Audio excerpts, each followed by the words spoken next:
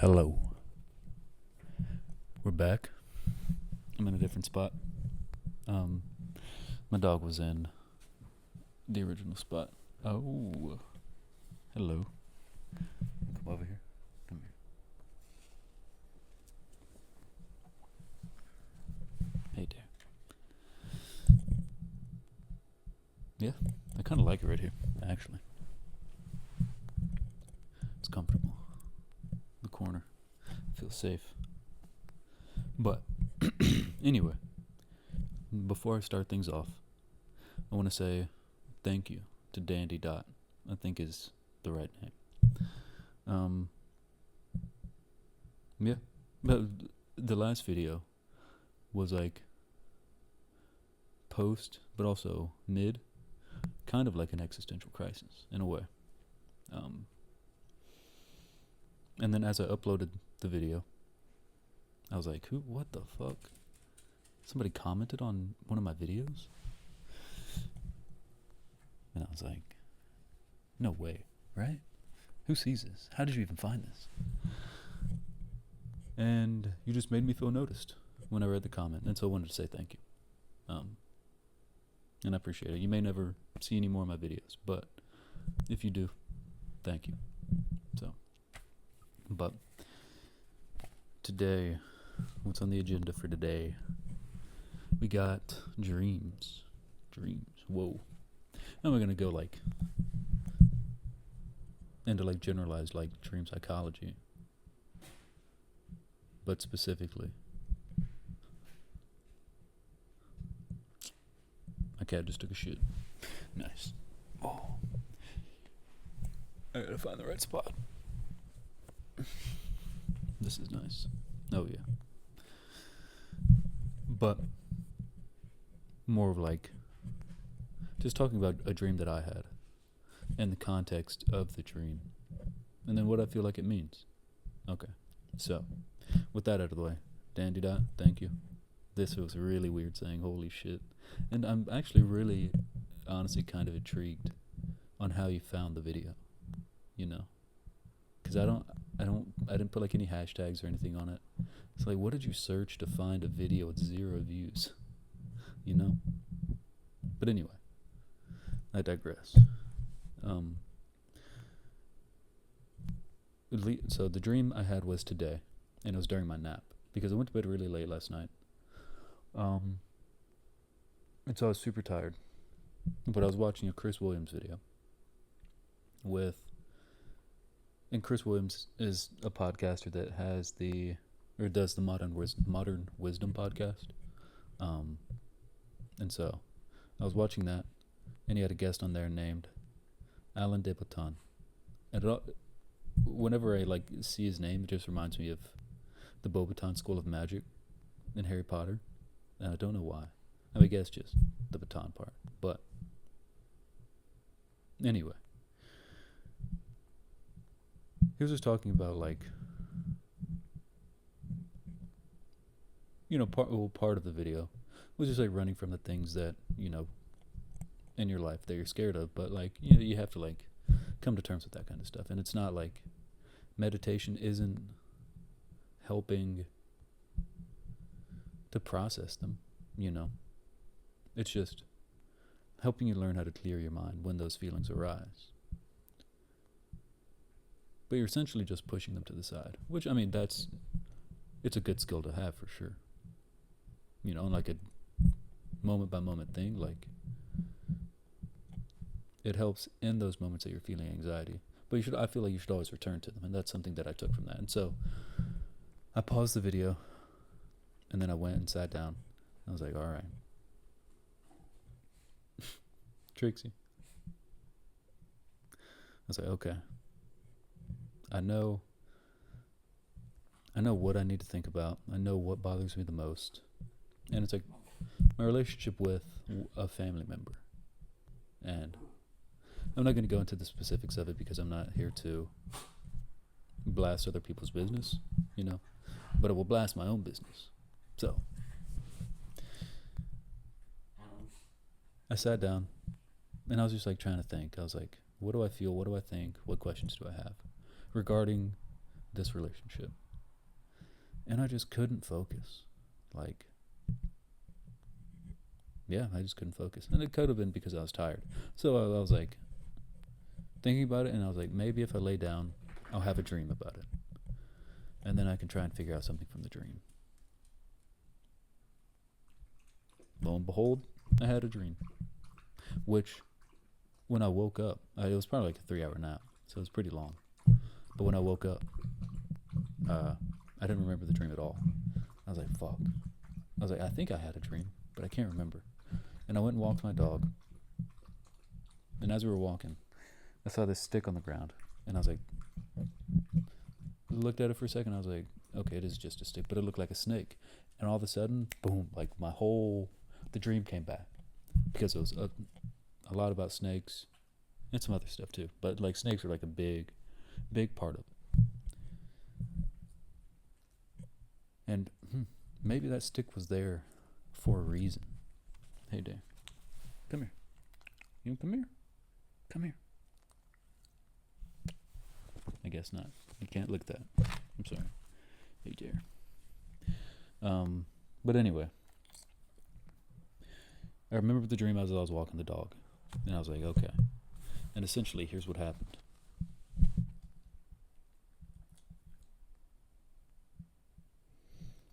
I wrote it down in a not very organized way, so I'm reading it, trying to put it into better context. What? Come here. Hey, Dare. You want to get up there? You got it. You got it. Good girl.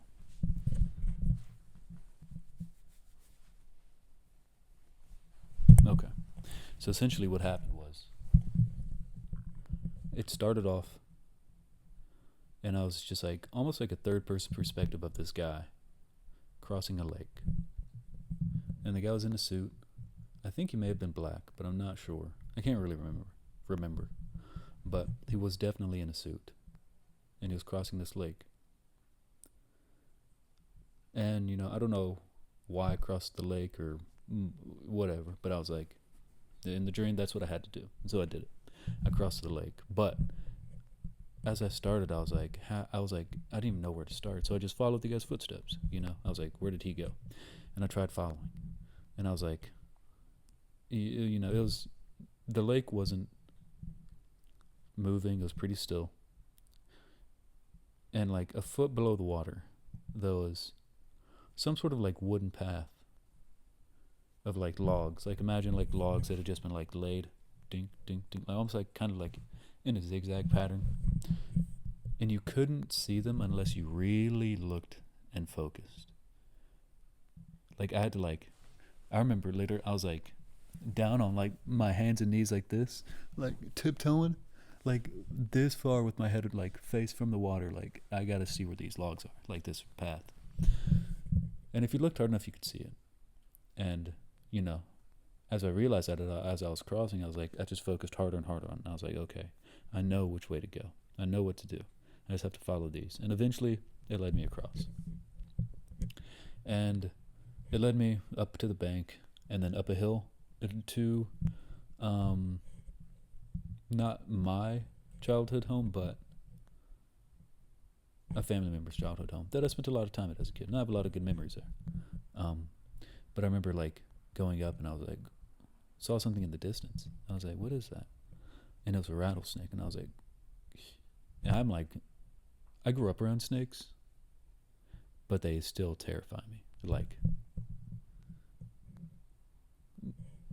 Yeah, they're just like, if you look a snake in the eyes, oh God, that's evil, pure evil.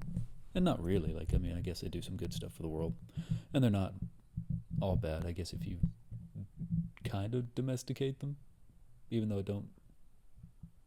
they're not like dogs in that way. But maybe a little bit. I don't know. Anyway, terrified of snakes. And I saw the rattlesnake, and I was like, oh, what the fuck? And then I started looking around, and there were snakes everywhere. And not literally everywhere you stepped there was a snake, but a snake here, a snake here, a snake here. I saw a bunch of snakes essentially. And I was freaking out, and I was like, what the fuck? So I was running. And I was fucking dipping. I was trying to get away from the snakes. And as I was running, you're like crossing snakes, jumping over snakes, and like none of them were aggressive, but they were there. And I remember jumping into the bed of a truck, trying to hide and just look, and I could like see the rattlesnake from like a distance. I was like, okay, what do I do from here? And I remember turning around, and there was this like really like long, really thin, slender snake.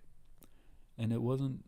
It was like it had come up and like looked over the bed of the truck and was just kind of like smelling me, or whatever they do with their tongues, smelling, I guess. I was like, but it wasn't attacking me. It was just like surveying me, examining me.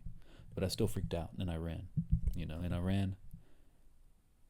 I was in like the back yard of the house, like in the back right, and I ran all the way around to the front and into the front door, kind of. And I got inside, and I was like, holy shit. And then all I remember hearing my brother say was, there's snakes everywhere out there. And that's the end of the dream. That's the end of the dream. But then I looked up dream meaning. Because I always thought dreams were cool, but I think because I've had a really bad sleep schedule for a long time, like years. Like I'm 27 now, and up until like the past like month or so, like I'd say about 2 months, I haven't really had a sleep schedule. I mean, probably starting when I was about 12 or so. Meow meow, you getting up here? Don't play with the cord. Don't do that. Yeah, I've never had a consistent sleep schedule, so it could have definitely contributed to me not really having dreams. But anyway, there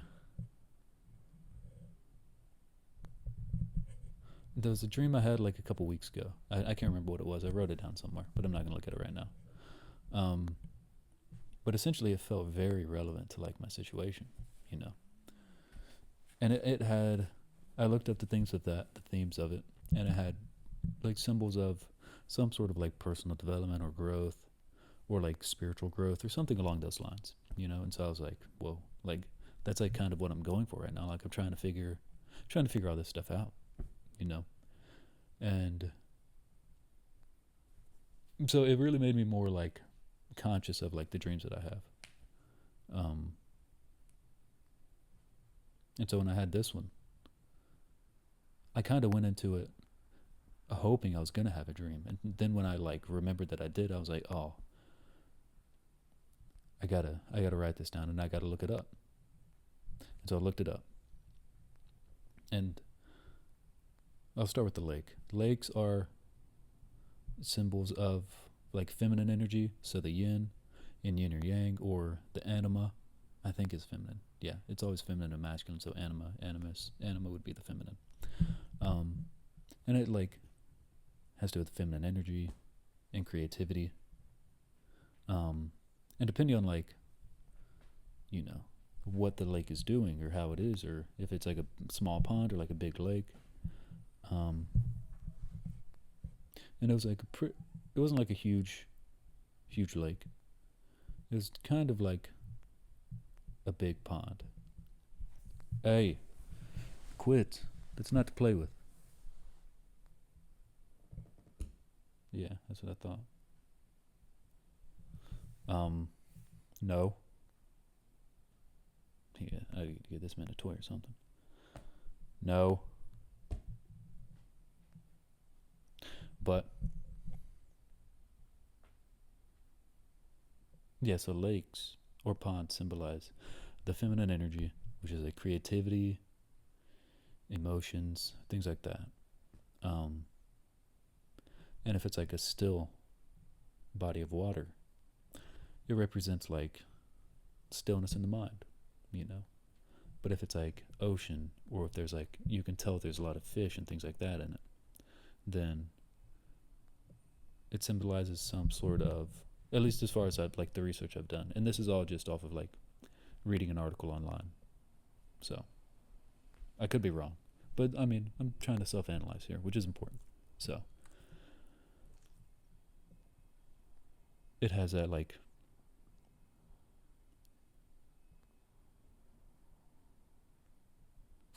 somebody's fire alarm's going off.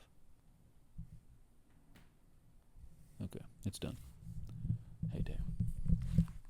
Can you get down here? Come here. Don't jump on me. Well, I guess you have to.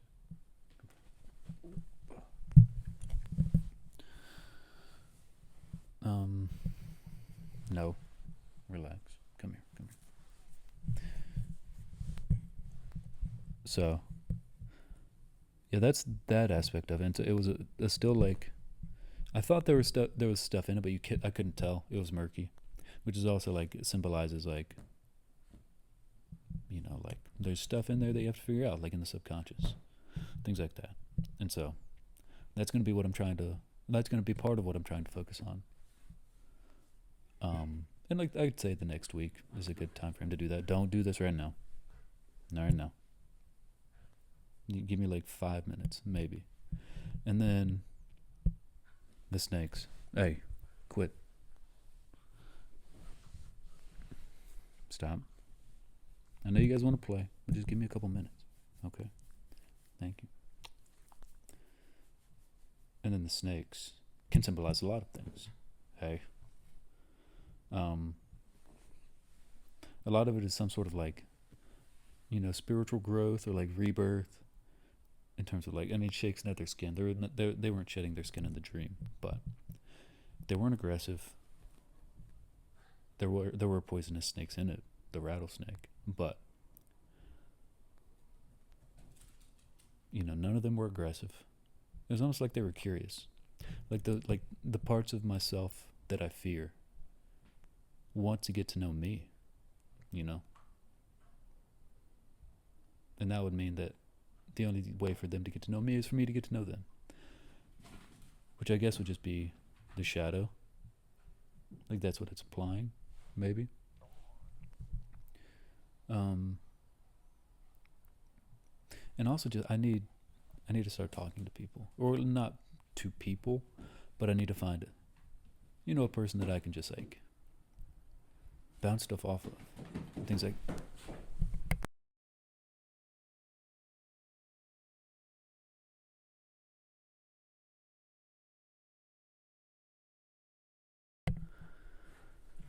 My dog's being loud. But I just need to find someone that I can talk to, like face to face. And I have ideas of like people to ask. So we'll see how that goes. And I will ask them. Because I'm on a journey. You know? Can't hold myself back anymore. I've done it for a while. And I still am in ways. But